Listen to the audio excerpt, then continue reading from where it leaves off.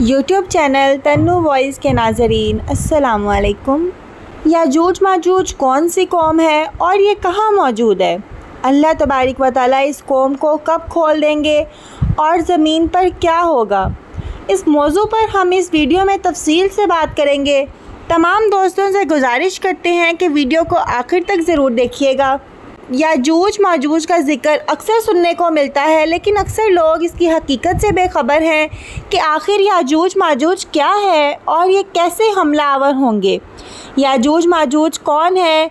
याजूज माजूज जिसका ज़िक्र अल्लाह की किताबों में भी मौजूद है कि इस मखलूक को हज़रत ज़ुल्करनैन ने दीवार तामीर करके इंसानी दुनिया की दूसरी जानिब कैद कर दिया था, लेकिन क़यामत से पहले याजूज माजूज उस दीवार से निकलने में कामयाब हो जाएंगे और जहाँ से गुजरेंगे इंसानियत इंसानी बसों को तबाह व बर्बाद करती चली जाएंगी।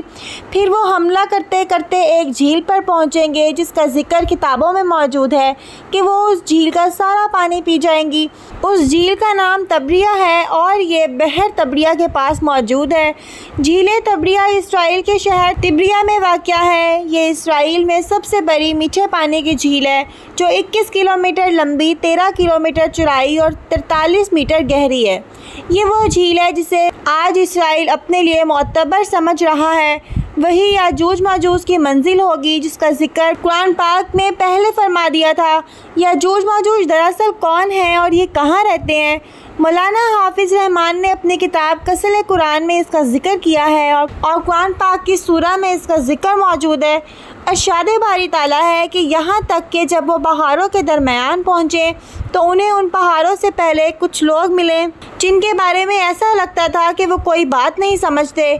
मुफस्सिरीन और मुहक्किकीन ने लिखा है हज़रत ज़ुल्करनैन सफ़र करते वहाँ जा पहुँचे जो आर्मीनिया और आज़रबाईजान के नज़दीक वाक़या है। वहाँ दो पहाड़ों के दरमियान से एक कौम निकली थी जो खेत तबाह कर देती, तुर्कों को बेदर्दी से कत्ल कर डालती और उन्हें ग़ुलाम बनाकर ले जाती थी। वहाँ के लोगों ने हज़रत ज़ुल्करनैन से दरख्वास्त की कि हम आपको कुछ रकम जमा कर दें ताकि आप हमारे और उनके दरमियान कोई रुकावट बना दें। कुरान पाक में इरशाद बारी ताला है, उन्होंने कहा, ए ज़ुल्करनैन, याजूज माजूज इस ज़मीन में फ़साद फैलाने वाले लोग हैं, तो क्या हम आपको कुछ माल की पेशकश कर सकते हैं जिसके बदले आप हमारे और उनके दरमियान कोई दीवार बना दें? उस पर हज़रत ज़ुल्करनैन ने जवाब दिया कि अल्लाह ने मुझे जो इक़्तिदार अता किया है वही मेरे लिए बेहतर है, लिहाजा तुम लोग मेरी मदद करो तो मैं तुम्हारे और उनके दरमियान एक मजबूत दीवार बना दूंगा। फिर हज़रत ज़ुल्करनैन ने लोहे के बड़े बड़े टुकड़े दोनों पहाड़ों के दरमियान खड़े किए और लोगों से कहा कि इनको जलाओ। जब वो रेड हो गए तो उस पर पिघला हुआ तांबा डाला गया ताकि लोहे के टुकड़े मजबूती से आपस में जुड़ जाएं और चिकनाहट के सबब कोई उस पर चढ़ ना सके। चुनांचे ये दीवार ऐसी बन गई कि याजूज माजूज ना इस पर चढ़ने की ताकत रखते थे और ना इसमें कोई सुराख बना सकते थे।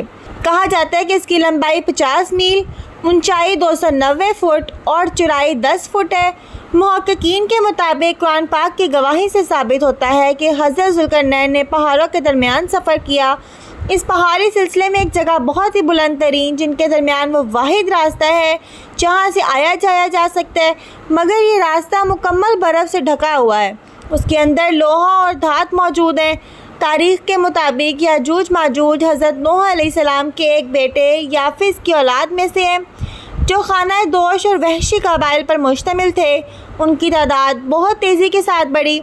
ये हज़रत ज़ुल्करनैन के ज़माने तक मुख्तलिफ़ कबाइली कौमों और आबादी में फैल चुके थे। रिवायात में आता है कि तब से अब तक याजूज माजूज उस कोशिश में लगे हुए हैं कि किसी तरह दीवार को गिराकर बाकी दुनिया से जा मिलें। ये रोज़ दीवार को तोड़ते हैं। जब थोड़ा सा हिस्सा रह जाता है और सूरज ग़ुरूब होने लगता है तो उनका सरदार वापसी का हुक्म देता है कि बाकी काम कल करेंगे, मगर अगले रोज़ दीवार कहीं ज़्यादा मजबूत हो चुकी होती है। जब याजूज माजूज के खरोज का वक्त आम पहुँचेगा तो वो तमाम दिन दीवार में सुराख करेंगे और हर रोज़ की तरह उनका सरदार शाम को वापसी का हुक्म दे देगा और कहेगा कि बाकी काम कल करेंगे इंशाअल्लाह। इससे पहले कभी उन्होंने ये अल्फाज इस्तेमाल नहीं किए होंगे। इन अल्फाज की बरकत से दूसरे रोज़ दीवार को वैसा ही पाएंगे जैसा छोड़ कर गए थे। इंतहाई पुरजोश होकर दीवार गिरा देंगे और ज़मीन पर फैलते चले जाएंगे।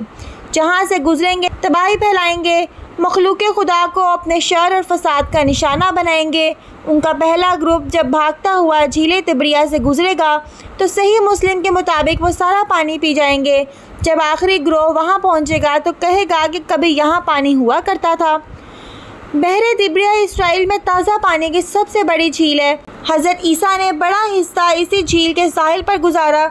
यहाँ से कत्लो गारत करते हुए याजूज माजूज बैतुल मुक़द्दस पहुँचेंगे और ऐलान करेंगे कि ज़मीन पर हमारा कब्ज़ा हो चुका है, अब हम आसमानों पर भी कब्ज़ा करेंगे और आसमानों की तरफ तीर फेंकेंगे जो खून आलूद वापस आएंगे। कोई उनका मुकाबला ना कर पाएगा।